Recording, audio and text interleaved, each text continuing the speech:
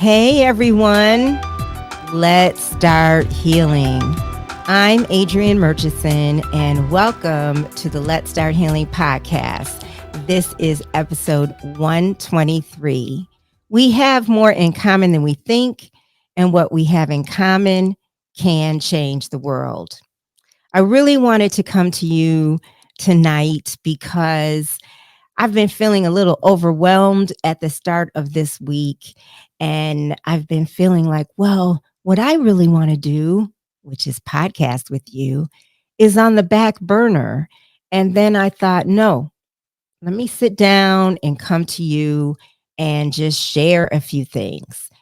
So often we put ourselves on the back burner when we have the demands of daily life. One of the aspects of this podcast that I really wanted to bring when I started it in 2019 is to one, let you know that you are not alone, and two, how important it is for you to fight for yourself, even if you're fighting with yourself. Sometimes I fight with me about me being important.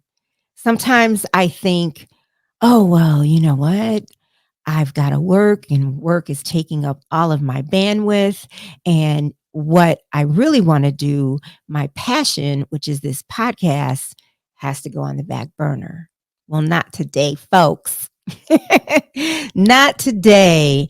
I really wanted to come to you and just talk, share some of the things that are on my heart, some of the things that I've been hearing in the last several days is about relationships and um, how we show up in relationships, what we want in relationships, whether it is with a romantic partner or whether it's a friend, whether it's with a job.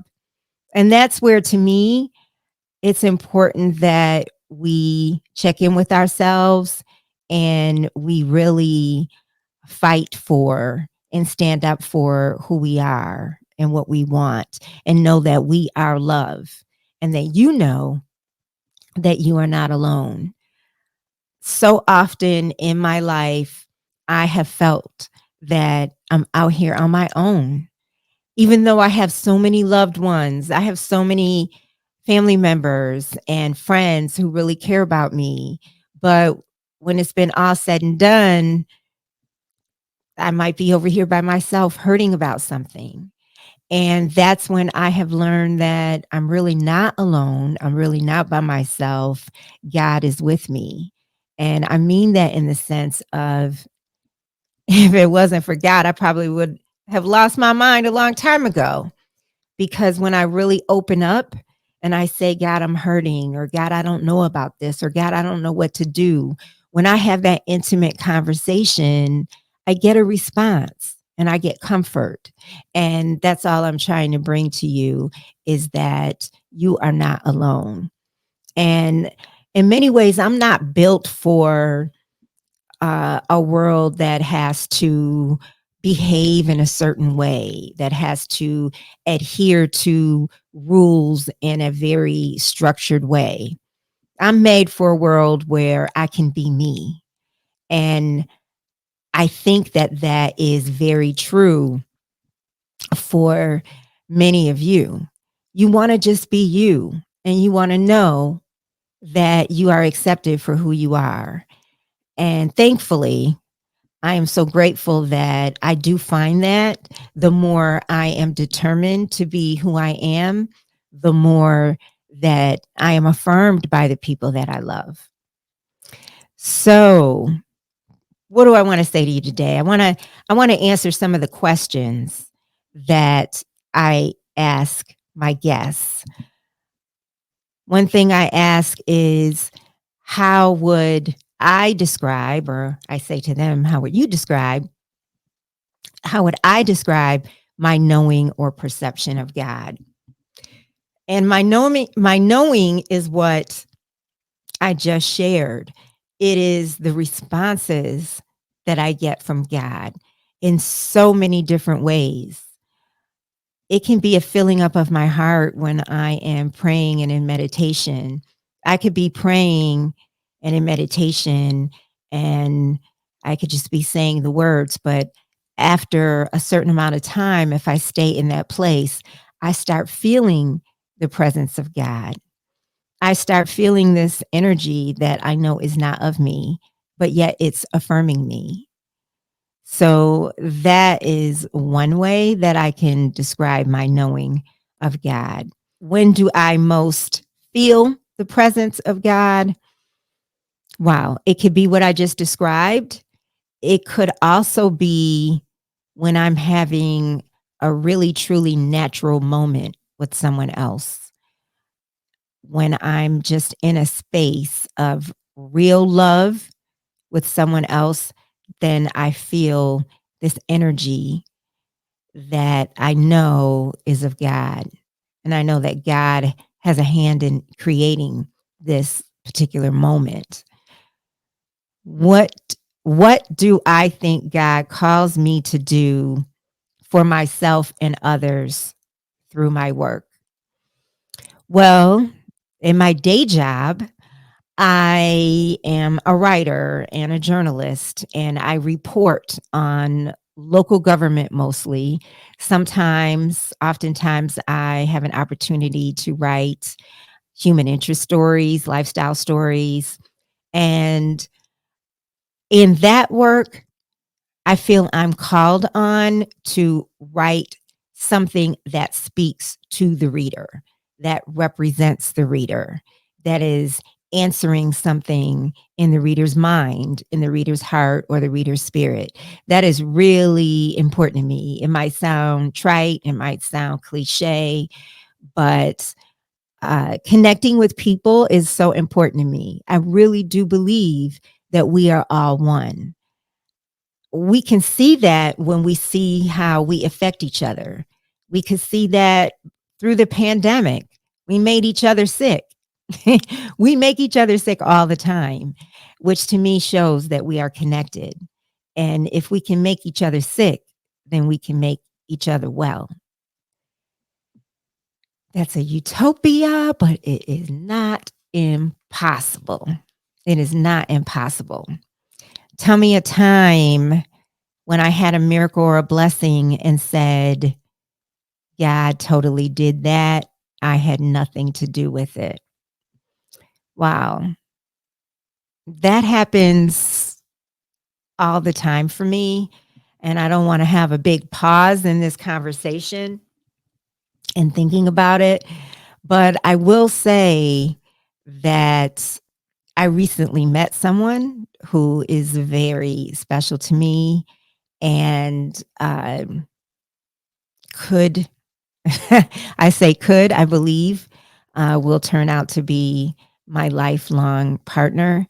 And the way that that came about, uh, I feel is completely God.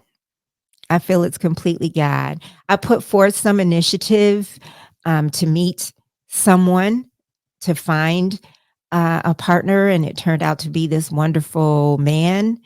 But the actual happening of it, I feel was of God because I wasn't totally focused on it.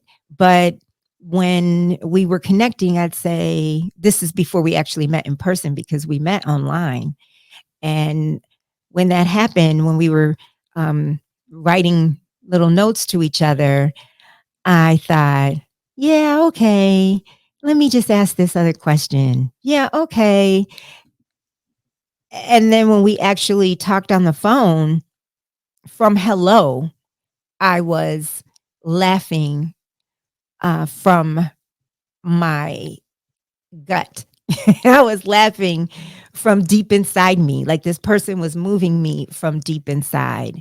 And the thing is that I believe I was ready for this experience because prior to over the previous several months, I had been in a space with some friends who were really affirming who I am. I was really enjoying this connection with some really good friends. I was enjoying people seeing me for me. And I was being reminded of, yeah, I am me. Because I had these girlfriends who are wonderful people. And I see them and they see me. And we had been hanging out and staying in touch. And I was just in this really positive space.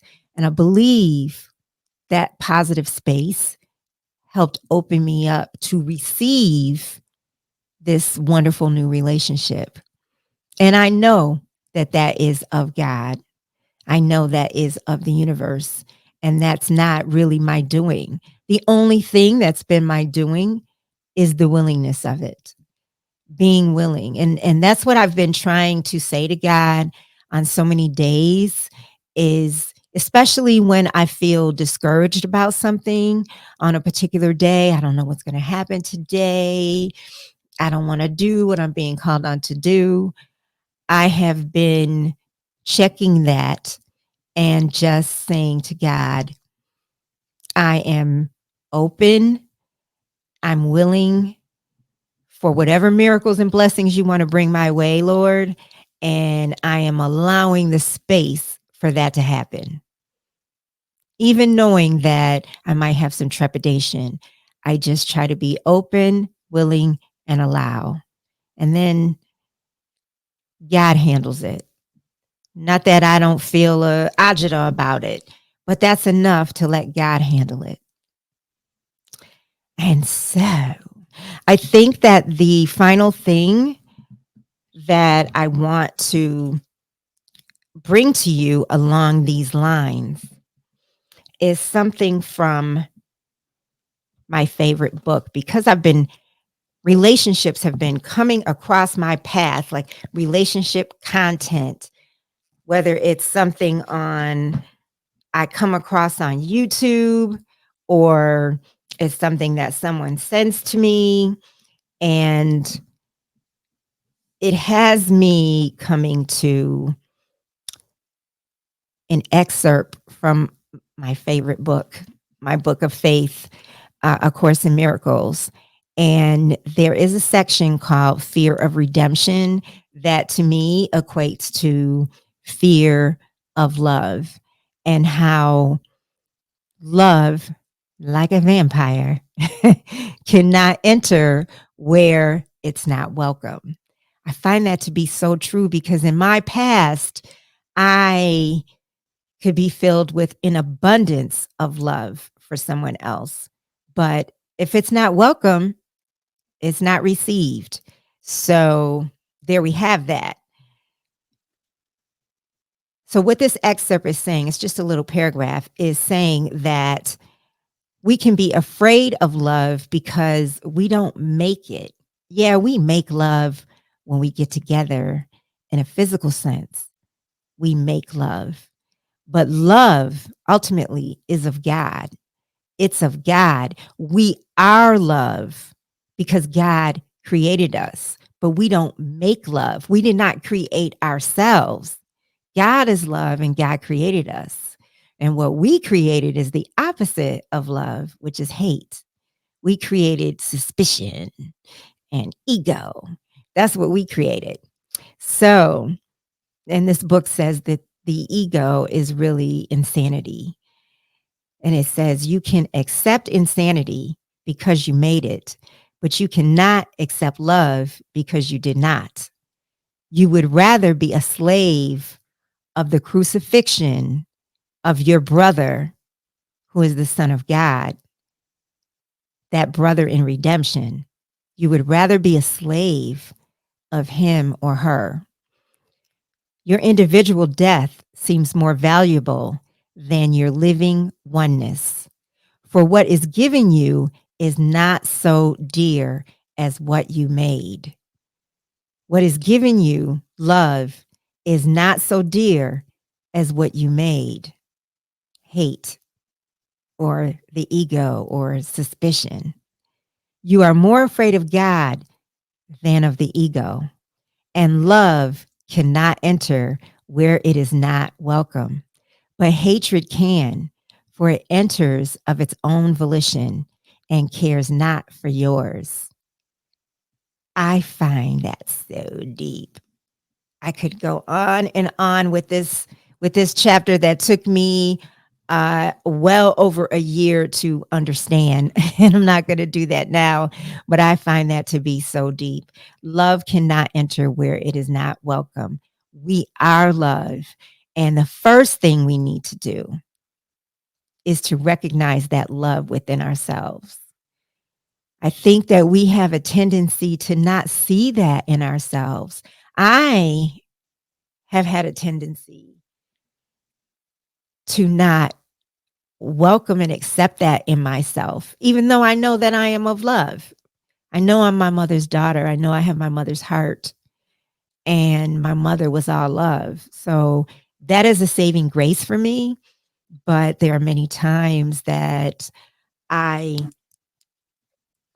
resist accepting the love within myself. One of the things that I'm so grateful for in this new man in my life is that he sees me no matter what, no matter what's to come. This person sees me. And I'm so grateful for that. I'm so grateful for that. That's the biggest gift that we can give to anyone, whether it's a romantic partner, whether it's a sibling, whether it's a coworker, is to see them, is to see them. That is taking me back to one of the questions that I like to ask my guests, which is, what is their superpower? And one of the things that I like to say is that I see people. I do see, in many cases, the essence of the person. I love seeing the essence of a person. And so when I recognize that somebody sees that in me, it just really fills me with gratitude. And one of the things that I recognize in